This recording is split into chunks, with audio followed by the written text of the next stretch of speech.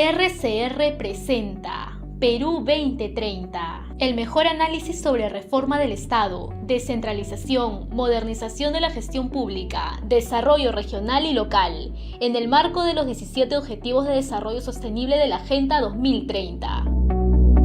Perú 2030, información, entrevistas, análisis y debates, 8 años poniendo en debate los problemas y soluciones para el país. Perú 2030, con la dirección y conducción de Franz Portugal.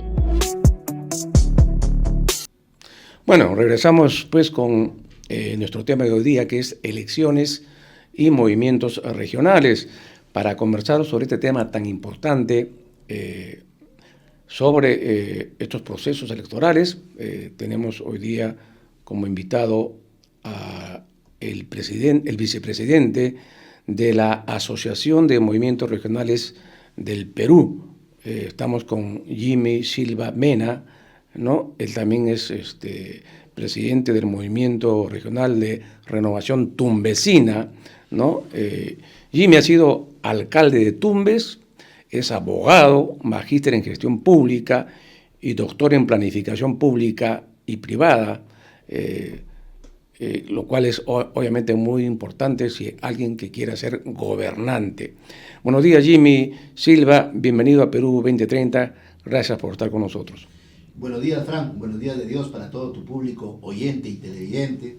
Un placer estar en este programa Agenda 2030 para conversar sobre la realidad política, la realidad de nuestro país, cómo vamos a ver las próximas elecciones nacionales de abril del próximo año y las subnacionales de octubre del próximo año. El país necesita tener una cultura electoral que permita mejorar la calidad de las próximas autoridades de nuestro país. Muy bien, pero antes de conversar en el tema de fondo con nuestro invitado de hoy, como siempre, anunciamos las novedades que trae el número 224 del semanario político digital Apuntes a Lápiz, que dirige Julio Fayloc desde la heroica ciudad de Tacna y que sale puntualmente todos los martes. El título de esta portada es La cuna de lobos a nido de ratas, y este número hemos publicado también un artículo titulado Elecciones 2026, fragmentación, autoritarismo y desconfianza. Trae además interesantes artículos de análisis políticos. Esta semana, ¿no?, que ha pasado estuvo cargada de acontecimientos políticos, ¿no?, que obviamente van a determinar un contexto político para los siguientes meses. Recordemos de que en julio se elige una nueva mesa directiva en el Congreso, ¿no?, y ya el día de ayer concluyó la legislatura correspondiente. Pero este jueves, ¿no?, a las 5 de la tarde, el primer ministro recibió la confianza del Pleno para su gabinete sin mayor complicación. 62 parlamentarios de Fuerza Popular, Alianza para el Progreso, Acción Popular, Bloque Magisterial, Somos Perú y Honor y Democracia lo apoyaron. Solo 30 congresistas, ¿no?, de Perú Libre, Renovación Popular, Bancada Socialista, Juntos por el Perú, Voces del Pueblo y del Bloque Democrático Popular se opusieron. Era lo esperado, ¿no? Es el gabinete de la coalición congresal, ¿no?, que dirige a la presidenta y a su gobierno. Luego de esa farsa de reuniones con las bancadas para supuestos diálogos democráticos, ¿no?, dirigido obviamente a un desaguisado público, la llamada confianza no solo es un protocolo establecido nada más, todo va a seguir igual. En su discurso ante el hemiciclo, ¿no?, el ministro Rana ofreció crear la comisión multisectorial que va a revisar la permanencia del Estado peruano en el sistema interamericano de derechos humanos, dice. Vamos a ver si eso es cierto. Por otro lado, también, casi a la medianoche, este último jueves, sin mayor debate, el Pleno del Congreso aprobó en primera votación la polémica ley de amnistía para miembros de las Fuerzas Armadas, la Marina y la Policía Nacional investigados o sentenciados por delitos cometidos durante el conflicto armado interno. Es decir, la impunidad para los que cometieron delitos como violaciones sexuales, torturas, ¿no? Desapariciones forzadas y ejecuciones extrajudiciales cometidas por agentes del Estado. Nada más. Los argumentos no son que los juicios han durado demasiado, ¿no? Son muchos años y además son buenos policías y militares que defendieron al país, ¿no? Si fueran tan buenos como se dice, porque hay buenos, no estarían condenados o denunciados, pues así está el país. Asimismo, el Congreso aprobó el proyecto de ley que restaura la inmunidad parlamentaria para delitos comunes de los legisladores electos en el nuevo Congreso Bicameral del 2026. Bajo esta reforma, ningún congresista puede ser procesado ni detenido sin autorización propio del Parlamento, ¿no? Y además dentro del plazo máximo de 30 días, aunque existe una excepción para delitos flagrantes. Vamos a ver ¿no? cómo se da el próximo Congreso cuando reciba, ¿no? esta norma, ¿no? que se supone se les aplicará o la revisarán, ¿no? Depende quiénes serían los próximos parlamentarios. También la Comisión de Constitución y Reglamento del Congreso aprobó por mayoría el dictamen que plantea que permitiera a los parlamentarios expresar libremente sus posturas ideológicas o políticas durante la campaña, ¿no? Esta discusión, ¿no? Sobre que los congresistas pueden hacer campaña con los recursos del Estado, obviamente no ha sido muy bien entendida, ¿no? Es cierto que los señores congresistas pueden hacer proselitismo porque son políticos y cuando salen a la representación parlamentaria en sus regiones pueden hacer política, nadie les impide hacer eso, además es su obligación, para eso fueron elegidos, ¿no? Otra cosa es hacer campaña electoral, no es lo mismo. Señor Ropilio, si usted está equivocado en ese sentido, no es lo mismo. Está prohibida la campaña electoral de funcionarios públicos legalmente, ¿no? Y con esta norma que quiere usted aprobar en el Pleno, no está pues en contra de la Constitución y las normas actuales de neutralidad política. Otro hecho de esta semana pues es que todavía sigue la novela de la cirugía plástica de la presidenta Dina Boluarte. Intentó silenciar al cirujano plástico Mariano Cabane mediante una carta en la que expresa abstenerse de brindar declaraciones públicas sobre intervenciones quirúrgicas que se le habrían practicado. Obviamente no se quedó con la boca callada. Cabane también le respondió con otra carta, ¿no? Pero ya se sabe la verdad, que es lo importante, y se sabe además que la presidenta mintió al país públicamente al decir que no era una cirugía estética, ¿no? Lo cual obviamente no es un elemento más, digo más, ¿no? para una vacancia. También con 67 votos a favor, 11 en contra y 3 abstenciones, el Pleno del Congreso aprobó inhabilitar al expresidente Martín Vizcarra por 10 años en la función pública. Esta es la tercera, ¿no? que tiene Vizcarra, ¿no? Además, a pesar de todo esto, sigue pues, ¿no? con buenos puntajes, ¿no? en las encuestas, ¿no? para la campaña electoral. Obviamente Vizcarra sabe que no va a poder ser candidato, pero también está jugando a tener una bancada fuerte y podría ser que la tenga, ¿no? Podría ser que la tenga. Y otro tema que ya, es el colmo de los colmos, es que se ha aprobado pues la famosa ley Klimper 2.0, así la denominamos, a la ley agraria que han aprobado el Congreso, pues es nada más y nada menos, ¿no? un subsidio a las grandes empresas que ya se las había dado durante 20 años. Ahora quieren más, quieren 10 años más, ¿no es cierto? O sea, no pagar los tributos que les corresponde, ¿no? Quieren seguir en la mamadera del Estado, ¿no? Plata son 20.000 millones, que ya no entraría a la caja fiscal, ¿no? Y van a seguir usufructuando este beneficio, durante 10 años más, pues ya hay sectores que han hecho su protesta frente a esto, sobre todo los productores de agricultura familiar, gremios, los gobiernos regionales y academias. No es posible que se siga subsidiando a sectores que ya no lo requieren porque están en una bonanza económica excelente, los agroexportadores, ¿no? Quizá la ley hubiera sido importante que diga que solo a las nuevas empresas que se instalen se les puede dar algún tipo de beneficio tributario. Pero las que ya están, ¿para qué? No la necesitan, ¿no? Obviamente todo el mundo dice que hubo un gran lobby de los exportadores en el Congreso de la República. Muy bien, ese es el contexto, amigos, de esta semana convulsa de acontecimientos políticos que le hacen tanto daño al país y al el Estado de Derecho. Bien, el tema de hoy pues es elecciones y movimientos regionales.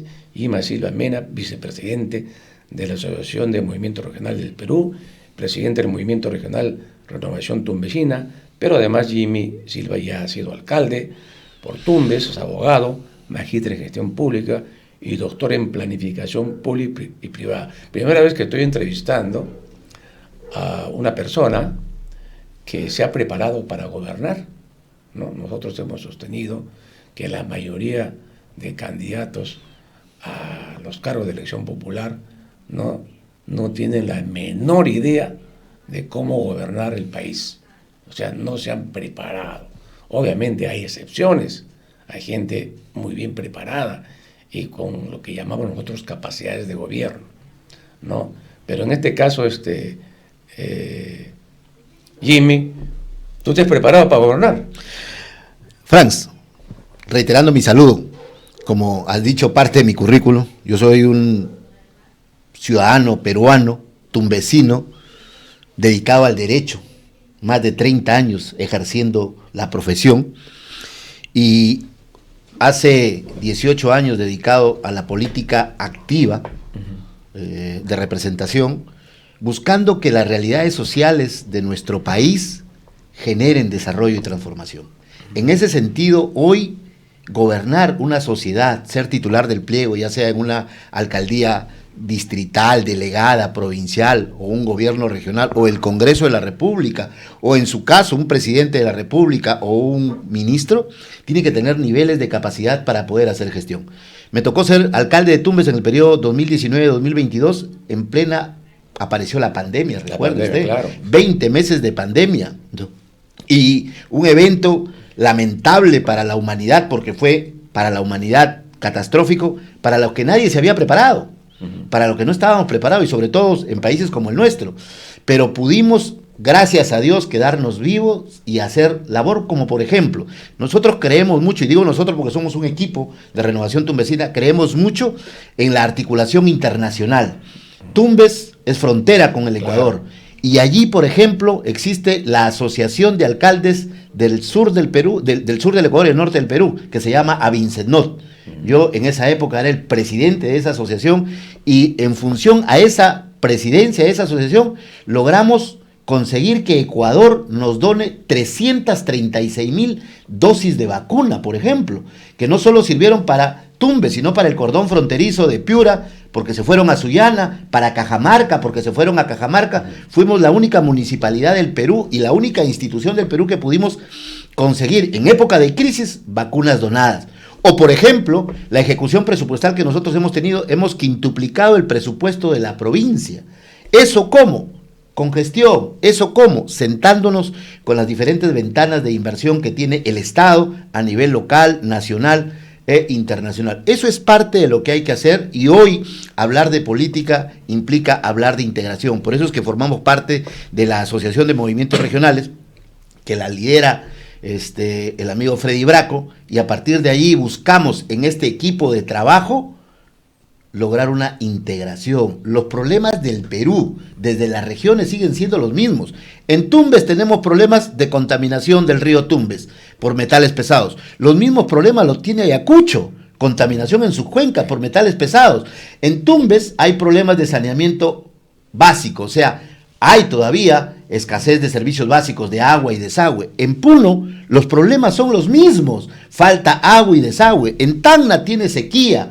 O si no, tienes postergación de las grandes obras, megaproyectos, como por ejemplo la postergación del tren de cercanías desde Tacna hasta Tumbes, como la postergación del aeropuerto de Chincheros. Entonces, esas problemáticas que tienen las regiones de nuestro país son las que, si se cierran esas brechas, el desarrollo no solo sería sostenido, sino que realmente se vería que las sociedades que menos tienen y más necesitan serían las más beneficiadas.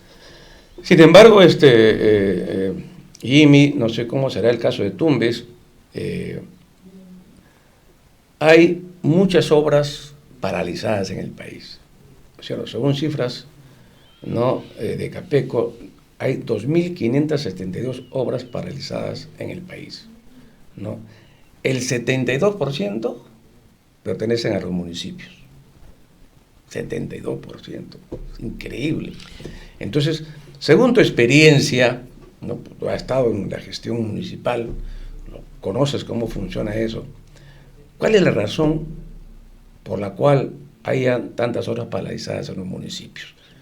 ¿Cuáles son los problemas que has tú podido detectar ahí y decir, esto de acá, esta ley de construcción del Estado no sirve, por ejemplo? ¿No es cierto? O esto de acá está mal, o el MEF nos pone trabas en... ¿Cuáles son, según tu evaluación y tu balance, por qué hay este problema de ejecución del gasto público, sobre todo de inversión, en las municipalidades? A ver, en principio te quiero dar un dato. Todos los datos técnicos que se dan hoy son contrastables, porque existen los portales de publicación y de evaluación cotidiana, que tiene el MEF, que tiene los diferentes ministerios.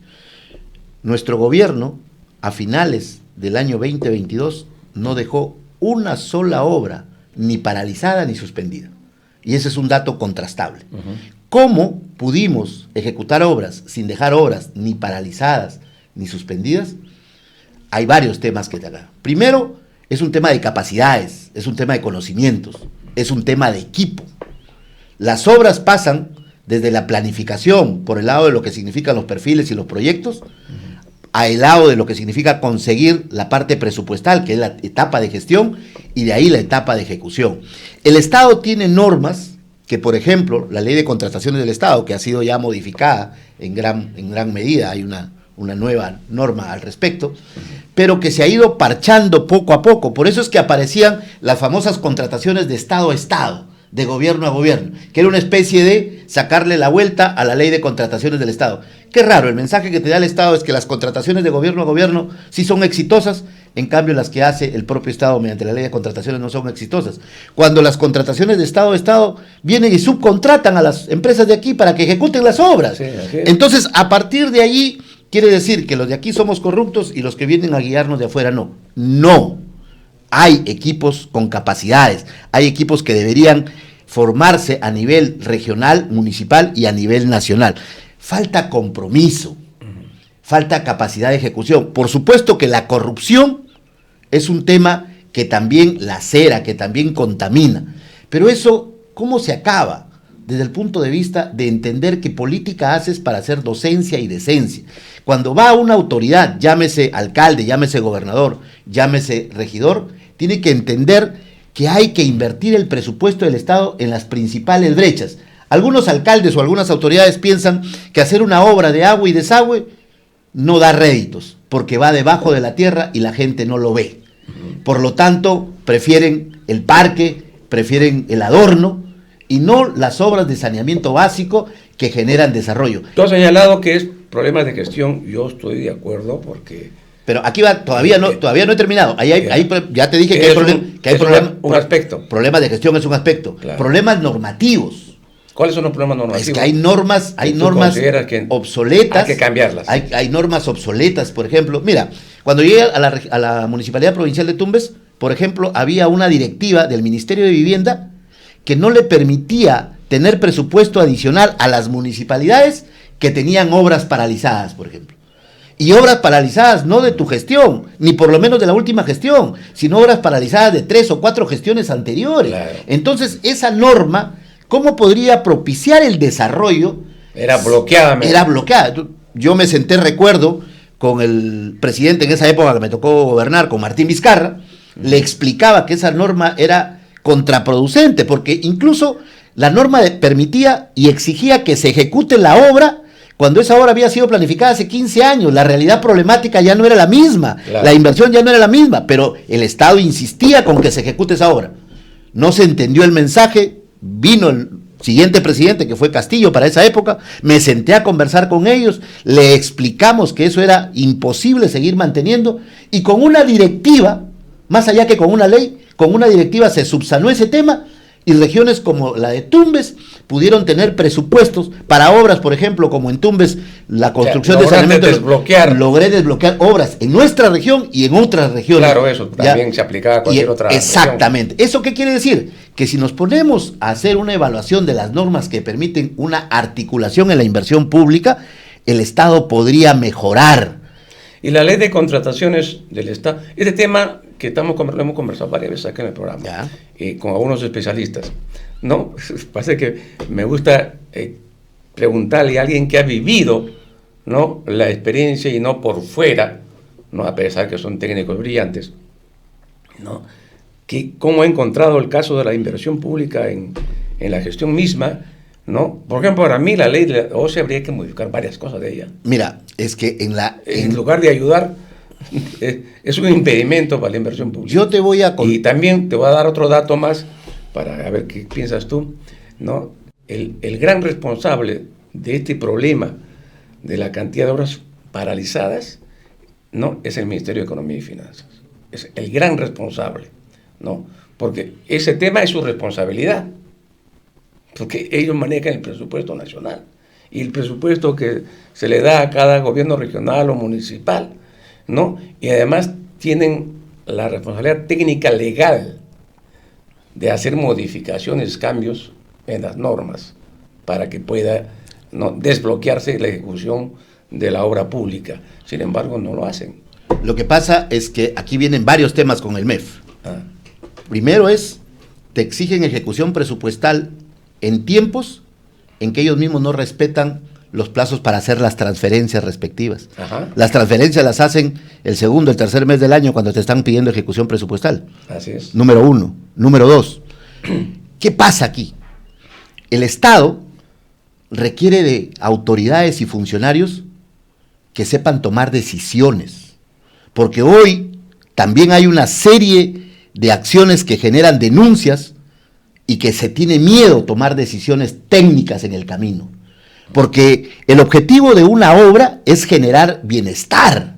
El objetivo de una obra es generar que se concluya para que genere bienestar. Yo te cuento una experiencia, por ejemplo. Había una obra muy esperada en Tumbes que se llamaba la Vía Canal, que era en un barrio del barrio San José y que era un colector. Por cierto, el colector más grande de la zona norte del Perú. 15 millones de soles la ejecución de ese colector. En plena ejecución de ese colector venían las investigaciones y las acciones que hacían los congresistas, que en su semana de representación lo único que saben ir a buscar a ver en qué hacen algún nivel de escándalo y aparecen. Yo recuerdo que aparecieron fiscalizando cuando en plena ejecución de esa obra empezaron a aparecer vicios ocultos y había que sentarse a tomar decisiones para poder avanzar con esa obra. Cuando nos sentamos a tomar decisiones había que hacer una adenda al contrato. No toma la decisión el equipo técnico para hacer esa adenda del contrato porque viene la posibilidad de que la Contraloría te denuncie, la posibilidad de que el Ministerio Público te esté denunciando, cuando muchas veces ni la Contraloría ni el Ministerio Público conocen la problemática de lo que significa ejecutar una obra y tomar decisiones técnicas que vayan alineadas con decisiones judiciales. El ejemplo es claro, aparece una parte de una destrucción de una red de la que se estaba reponiendo, que ponía en riesgo el área crítica de ejecución de la obra. Los informes técnicos, los informes legales decían que había que recepcionar parcialmente la obra. Cito a la Fiscalía, cito a la Contraloría para tener una reunión técnica para tomar una decisión. A la primera reunión no fue la Contraloría, fue la Fiscalía. Levanté el acta y le digo, señora fiscal, ¿qué hacemos? Que venga la Contraloría. A la segunda reunión no vino la Fiscalía, no vino la Contraloría, vino la Contraloría y no vino la Fiscalía. Y cuando les pregunté a los dos, la fiscal me dijo, yo no sabía que era tan difícil. Y la Contralora lo único que me dijo es, actúe de acuerdo a ley. ¿Qué soluciones son esas? Entonces, si no tienes allí a una autoridad con conocimiento, a un equipo técnico con conocimiento, entonces no sabes qué decir. Y para colmo, va el Contralor General de la República y te dice que esa obra está mal planteada, porque el agua y el desagüe debió ir de la mano con la pista y la vereda. Cuando el Estado no te da financiamiento directo para el agua y el desagüe y para la pista y la vereda, tiene unidades ejecutoras distintas. Y si ellos no entienden lo que es una unidad ejecutora distinta o una distribución presupuestal distinta, entonces cuando salen a dar el mensaje a la población, ¿qué dicen? Mal elaborada la obra, la población no entiende porque mi contralor me está diciendo eso. Y fíjate pues, hoy esa obra está ejecutada, hoy esa obra tiene pista y vereda, y hoy es una zona de las zonas de conexión más rápidas que tiene Tumbes. ¿Por qué se pudo resolver técnicamente? ¿Por qué se pudo resolver jurídicamente? Porque el equipo era el apropiado. Porque en mi condición de alcalde y en mi condición de abogado tomábamos las decisiones adecuadas. Cuando tú tienes el conocimiento que estás actuando con transparencia, con voluntad, con vocación y respetando el marco legal, te puedes equivocar incluso. Claro. Te puedes equivocar incluso. ¿Por qué? Porque el derecho penal persigue al delincuente, al delito. El derecho penal es la última ratio. Pero hoy aquí, que por todo te denuncian y que hoy la política se ha judicializado y la justicia se ha politizado, entonces tenemos pues que a veces el Poder Judicial y el Ministerio Público está destinado a hacer controles políticos. Permíteme, Jimmy, que en esta primera parte del programa nos centremos un poco en Tumbes. Y en la segunda parte veremos lo de la Asociación de Movimientos Regionales. Ahora, me pareció excelente el ejemplo que ha puesto el caso, porque ilustra, ¿no es cierto?, esas inconsistencias que hay en el tema de la ejecución de una obra. Ahora bien, en Tumbes, tú dirías, ¿cómo ve la configuración política electoral en estos momentos en Tumbes? ¿Hay presencia de los partidos nacionales en Tumbes, ¿no?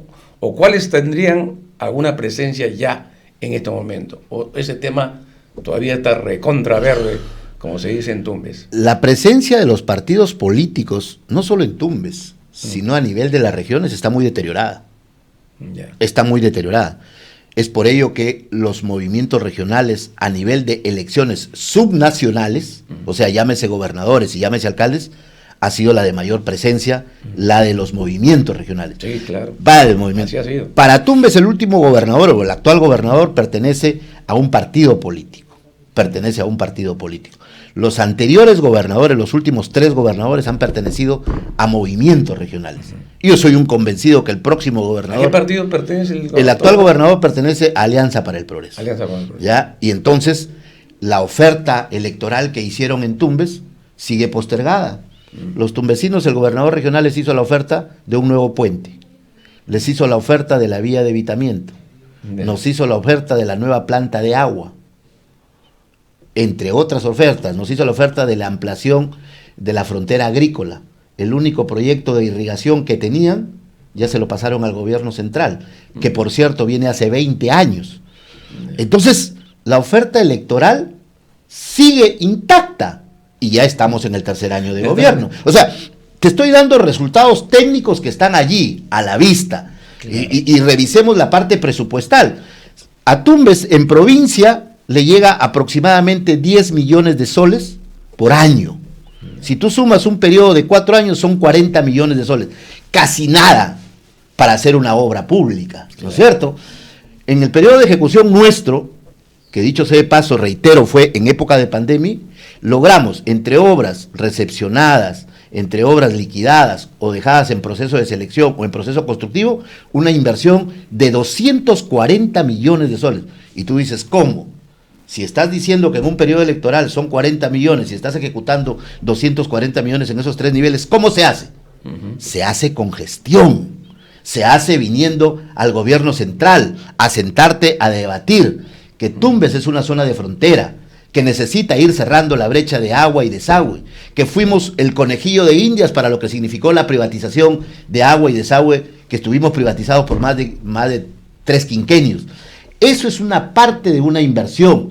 Hemos construido, Franz, 8 colegios, no 8 aulas, 8 colegios entre el periodo 2019 y 2022. el primer relleno sanitario de la región de Tumbes ha sido construido en nuestra gestión. Y obras de saneamiento básico, o sea, agua y desagüe que se esperaban por más de 15 años, como por ejemplo la que ya te mencioné, Vía Canal en el barrio San José, como por ejemplo Pedregal en los asentamientos humanos de Andrés Araujo, 5 asentamientos humanos, 18,000 personas que tenían viviendas, así como las que hay en Puno, viviendas de 2, 3 pisos, pero que tenían silos. Hoy tienen desagüe. O Claveles, que estamos hablando de 6 asentamientos humanos con más de 18,000 personas que hoy se ven beneficiadas. Dime. Pero, y termino, discúlpame con esto, para que mires y puedas evaluar cuál es el problema del país. El problema del país, con este dato que te voy a dar, así como hemos hecho de obras de agua y desagüe para personas que tengan un proyecto y entren a su servicios higiénicos, se abran su ducha, también habían zonas a las que no había ni en el corto ni mediano plazo un proyecto de agua ni desagüe. ¿Y qué hacíamos con esas zonas que en plena pandemia les pedíamos que se laven las manos? Claro. Si no hay agua para eso. Ahí creamos, junto con el gobierno central, se creó un proyecto que se llamaba Yacutaya. Yacutaya era un proyecto que se identificaban más o menos 100 familias al entorno y se hacía un tanque elevado de 10,000 metros cúbicos, 10,000 litros cúbicos, para que esa población pueda ir a ese tanque elevado y recepcionar sus bidones de agua en esa población. De esos dejamos 20 tanques de Yacutaya, 20, y que no los hicimos a nuestra real saber y entender, no, técnicamente la empresa del agua evaluó dónde iban a ser las zonas y nos pusimos a trabajar. Dejamos 20 y dejamos compradas 2 cisternas nuevas para habilitarlas, para habilitar ¿cómo se llama? El abastecimiento. Franz, durante estos 3 años, casi nunca se han abastecido los 20 cilindros de agua o los 20 tanques de Yacutaya. Están allí en este momento desperdiciándose y deteriorándose. Y la pregunta es, ¿hace falta el agua o no? Sí hace falta. ¿Y por qué no se ejecuta o no se sigue esa tarea? ¿Sabes por qué, Franz? Porque cada gobierno que llega cambia la hoja de ruta. Y ese es el gran problema del Perú. Debemos tener una hoja de ruta provincial, regional y nacional. La línea del desarrollo en la planificación está preestablecida. No es la invención de cada alcalde que llega o de cada gobernador o de cada presidente descubrir la pólvora, ya está descubierta. Tenemos que respetar un plan de desarrollo urbano, acondicionamiento territorial, tenemos que respetar un plan de desarrollo, de integración. La línea del gobierno es reducir la pobreza, la línea del gobierno es reducir la anemia, la línea del gobierno es reducir la brecha de agua y desagüe que a la postre genera salud. Todos tendríamos que ir en esa línea del pensamiento y del camino. Cuando te apartes de esa línea como autoridad, ahí estás cometiendo un delito. Eso es parte de una norma que tiene que vincular el desarrollo a la gestión pública. Ahora dime, además de acción de APP que ahora tiene el gobierno regional, ¿qué otros partidos tienen presencia en Tumbes? Bueno, los congresistas de Tumbes son en este momento de Fuerza Popular. Ya. Y por cierto, ninguno son de Tumbes. ¿Ah? O sea, con estas normas... O sea, Fuerza Popular sigue teniendo presencia. Sigue teniendo presencia y hoy... Antiguo y hoy bastante deteriorada las presencias de los partidos. Porque, a ver, ¿cómo está el país en este momento? El país tiene graves problemas de seguridad ciudadana. El país tiene graves problemas de fuente de trabajo. El tema de la salud es lamentable. El tema del acceso a los servicios básicos, la brecha sigue sin cerrarse en forma adecuada. ¿Por qué se da? Por responsabilidad del actual gobierno.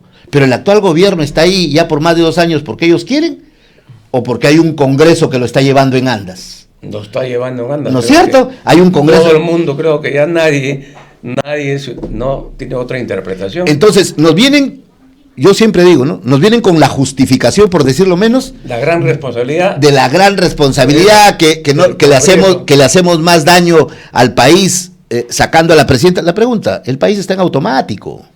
El país crece económicamente en esos indicadores mínimos, producto de los commodities que tenemos. Claro. Producto de ello, no producto de una gestión inteligente.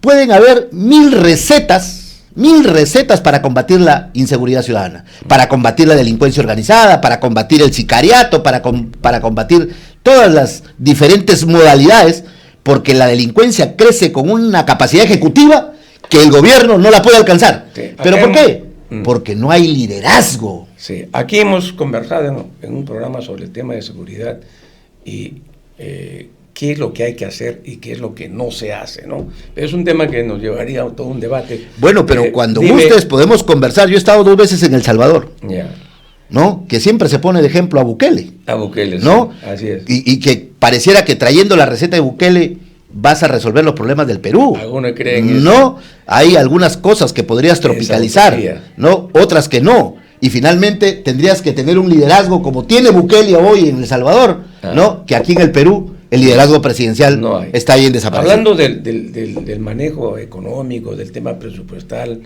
y de las necesidades que tienen los gobiernos regionales, y en este caso las municipalidades, el Congreso recientemente ha aprobado una norma que establece 2 puntos más porcentuales del IGB para el Foncomún, ¿no? Lo cual se elevaría de 2 a 4, ¿no? De lo que actualmente tiene los municipios. ¿Cuál es tu opinión al respecto? ¿Estás de acuerdo con esta propuesta? ¿Crees que es el marco de lo que se ha llamado la descentralización fiscal o no estás de acuerdo? Es que la descentralización todavía no funciona porque en gran parte es una departamentalización y está en el papel. Los gobiernos regionales son planilleros del gobierno central. Para pagar el sector salud, para pagar el sector educación, trasladan planillas. A partir de ahí, el aumento del 2%, por supuesto que lo felicito. Por supuesto que estoy de acuerdo.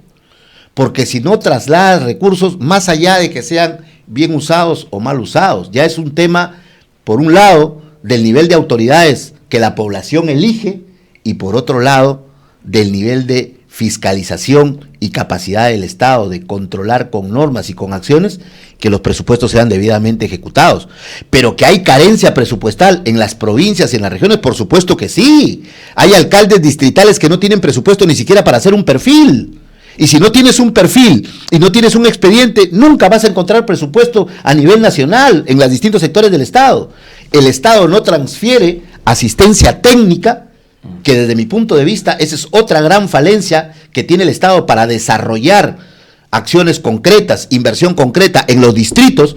Si el alcalde no tiene para hacer un perfil, no tiene para hacer un expediente, en esos niveles la asistencia técnica, desde mi punto de vista, debería ser dada por el Ministerio de Vivienda o por algún equipo especial que baje por zonas a las regiones del Perú. El Perú, en la costa norte, tiene la misma similitud geográfica. Sobre el punto, hemos hecho una propuesta en una discusión que tuvimos en uno de los programas, que en los gobiernos regionales deberían tener una oficina de inversión pública de la más alto nivel, con profesionales calificados y bien remunerados, de acuerdo a esa calificación, para que se ocupe de hacer todos los expedientes técnicos de toda la región, de cualquier municipio, porque tú no puedes pedir a un municipio que contrate un especialista de buen nivel, no, porque no tiene para pagarle lo que cuesta eso. Así es. ¿No? En lugar de eso, pues concentramos en una oficina central al equipo técnico que debe ser de carrera y no puesto a dedo por el gobernador, ¿no? Para que efectivamente sea de ese nivel. Y entonces yo, municipio, quiero hacer una obra, voy allá, hazme el expediente y hazme todo lo que sea necesario para que esa obra. Y acá está mi presupuesto, bueno, pero hazme la parte técnica y luego también el seguimiento de la parte operativa para que efectivamente esa obra no se pueda realizar. Esa es una propuesta, por ejemplo, que hemos planteado, ¿no? Porque yo sé que hay parte del MEF pone algunos especialistas que los manda a las regiones, ¿no? Pero parece que ese modelo del MEF no funciona. A ver, esos especialistas que esporádicamente el MEF manda a las regiones, o esa forma de articular una planificación al desarrollo, es como que si en este momento tuviéramos 10 vasos aquí y tuviéramos solo medio vaso de agua para satisfacer una necesidad y empezamos a echar una gota en cada vaso. Eso nunca va a satisfacer una necesidad. ¿Sabes por qué? Porque no están articulados. El gobierno central debe tender una red neuronal con una visión prospectiva del desarrollo de un país y a partir de ahí establecer un equipo. ¿Qué pasa aquí, Franz, en la realidad y en la práctica? ¿Y estarías de acuerdo entonces con esa propuesta que hizo el ministro de Economía anterior que ha salido, juntar los 14 instituciones que hacen inversión en una sola, de tal forma que se pueda racionalizar, sea economía de escala y se tenga un equipo técnico de más alto nivel, ¿no? Para que pueda realmente ejecutar las obras, ¿no? En este caso de los ministerios. En gran parte la concentración tampoco es buena. Yo a lo que voy es a lo siguiente. Me sentaba en una red de debate cuando tenía el cargo de alcalde y decía, el alcalde corre para buscar tener un expediente. De ahí corre para que ese expediente sea aprobado en el sector, en vivienda. Una vez que llega a ser aprobado en vivienda, te dicen, anda, peléate al Ministerio de Economía para que le asignen presupuesto. Y cuando vas al Ministerio de Economía para que asignen presupuesto, ya encontraron una deficiencia técnica que te devuelve el expediente a la parte técnica. Sí, conozco. Entonces, la historia. Ese vía crucis que todos lo conocemos, se resuelve cuando hay una articulación. Eso no se puede manejar si no está vivienda, saneamiento y construcción, con el MEF de la mano, caminando, porque las cosas van en paralelo. Esa desarticulación del Estado es la que hace ver un Estado ineficiente. Pero se articularían, pues, si los juntamos todos en un solo sitio y ahí establecemos un solo mando en lugar de cada uno por su lado, ¿no es cierto? Por especialidades. Por especialidades. Por especialidades. ¿No es porque logramos la integración para que no estén separados, cada uno por su lado, como actualmente. Esa red neuronal de articulación sectorialismo que tiene que tener el Estado debe funcionar de esa forma, pero para que eso funcione tienes que tener gente capacitada, gente preparada y gente que entienda que si no tienes agua y desagüe, no vas a tener pista y vereda. Si no tienes energía de luz, no vas a tener el desarrollo junto con el saneamiento. Si no tienes esas obras, no vas a tener salud. Y si no tienes salud, vas a tener la brecha de lo que significa anemia. Y si tienes anemia, tienes una complicación con el presupuesto de salud, porque un ciudadano que nace con anemia es un ciudadano en el que vas a tener que gastar en salud. Entonces, esa línea del comportamiento, del desarrollo, es la que las autoridades la tienen que tener clara para poder generar un desarrollo sostenido en este país. Ahora, yo estoy seguro que sí se puede, ¿no? Sobre un tema que hace un momento conversábamos en la antesala, es el tema de la reelección de gobernadores, ¿no? Y de alcaldes. ¿Tú estabas de acuerdo con que se reelijan los alcaldes y gobernadores? Por ejemplo, a ti te hubiera gustado, ¿no?, repetir el plato de alcalde, en vista que ya agarraste, ¿no?, viada, ¿no es cierto? Pues 4 años más no te hubiera venido bien para hacer avanzar más a Tumbes. Mira, si me hubiese gustado quedarme de alcalde, yo estaría hoy intentando postular ser alcalde. Intentando postular ser alcalde. Ya fui alcalde y ya tuve los resultados que te acabo de indicar y que los puedes comprobar de las páginas del MEF. Yo considero, en principio, que las ideas de gobierno deben ser de los partidos o de los equipos o de los movimientos políticos. Yo considero que deben existir, por un lado, los partidos de corte nacional y los movimientos regionales. Ambos deben articularse. Y las ideas de desarrollo tienen que venir de los equipos. No hay un salvador. Y a partir de ahí, que creer que una sola persona puede marcar la diferencia solo del desarrollo, no, ahí estás hablando de caudillo. Y de eso también el Perú tiene bastante ya. Evidentemente que este no es el momento de la reelección. Y no es el momento de la reelección porque se tienen que dar normas concretas. Imagínate, los alcaldes y gobernadores que hubieran ido a la reelección, en este año, ¿a qué se iban a dedicar? Las obras o las inversiones públicas, ¿qué objetivo iban a tener? ¿El desarrollo y la transformación de la sociedad o la posibilidad de volver a ganar una elección? Si la posibilidad... O sea, cree que distorsiona la ejecución presupuestal, el comportamiento del gobierno lo distrae. A partir de allí, yo creo... Es un mecanismo nefasto, entonces. Tendrían que generarse normas que puedan hacer que la política sea enfrentada de distinta forma y tendría que haber aquí pasamos ya por una transformación de lo que significa la ley de partidos políticos y que también involucra a los movimientos regionales. Pregunto, ¿hacemos política partidaria o hacemos política electoral? Porque los partidos políticos y en gran parte los movimientos regionales solo aparecen cuando hay una convocatoria a elecciones. Luego desaparecen. Luego desaparecen. Cuando la política implica, primero, cuando gana un gobernador, Los consejeros que ganan son de 2 o 3 listas distintas. Cuando gana un alcalde, los regidores que ganan 2 o 3 listas distintas. Una de las cosas y características que tuvo el gobierno que lideré fue que los 11 regidores de Tumbes, que venían de 3 listas distintas, pudimos articular, porque ya no solo tenía un plan de gobierno, teníamos 3 planes de gobierno que había que articular. Claro. Eso no se enseña en política, eso no se ejecuta. Y aquí viene, ¿qué hace el Estado para fiscalizar, por ejemplo, el dinero que les asigna a los partidos políticos? Hay un ya que ahí hay un problema gravísimo en qué se usa, que los movimientos regionales, por cierto, tenemos las mismas fiscalizaciones, pero no tenemos presupuesto nacional. Pero, por ejemplo, ¿hay alguna forma de fiscalizar que los partidos políticos estén haciendo escuela política? ¿Que los partidos políticos estén haciendo prevención y acción social? ¿Que los partidos políticos estén haciendo? Entonces, si no hacemos eso, no fiscalizamos la currícula política, por decirlo de alguna forma, así como podríamos estar fiscalizando la currícula. Mucha improvisación. Exactamente.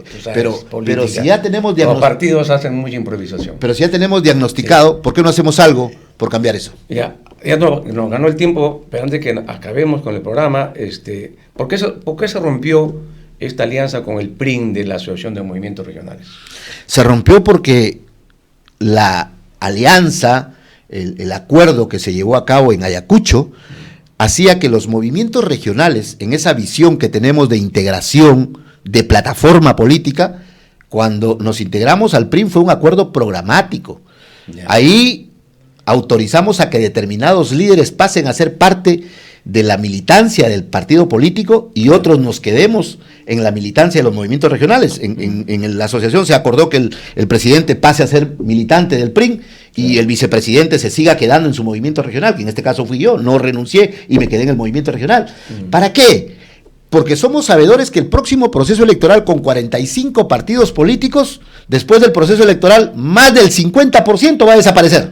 Pero además ustedes pensaban de que era importante de que muchos militantes de los movimientos regionales puedan llegar al Congreso. No, pero por eso, pues déjame terminarte de explicar. En ese sentido, ¿cuál era la razón?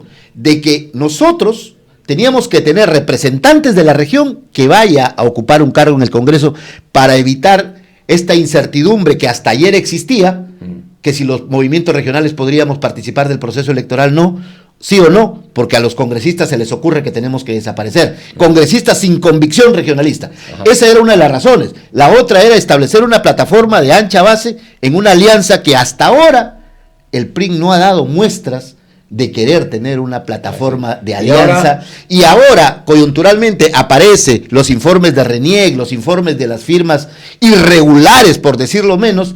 Entonces ya el objetivo de la Asociación de Movimientos Regionales de seguir articulando una política con una visión local, regional, con una mirada prospectiva nacional, no se cumple. Ajá. Y cuando no se cumple, entonces es hora de hacer un punto y aparte, reforzar las actividades políticas locales y regionales de cada militante de las regiones y de cada miembro de la Asociación de los Movimientos Regionales, y desde allí empezar, como lo ha dicho nuestro presidente, ¿no? Como lo ha dicho nuestro secretario general, la gran revolución de la descentralización. Manuel Caballero, la gran revolución de la descentralización liderada por Freddy Braco. Muy bien, muchas gracias Jimmy por participar, ha sido muy interesante la conversa que hemos tenido, te agradezco tu presencia en Perú 2030 y será hasta otra oportunidad. Bran, muchas gracias. Como siempre, para conversar contigo y con tu público. Bien amigos, ha llegado al fin nuestro programa de hoy día, Perú 2030. Los esperamos el próximo sábado a las 11 de la mañana, como siempre, con nuevos programas y nuevos debates sobre los problemas del país y sus posibles soluciones. Muy buenos días y buen fin de semana. RCR presentó Perú 2030. Retornamos en nuestra próxima edición con más información, entrevistas, análisis y debates sobre los problemas del país y sus soluciones. Perú 2030.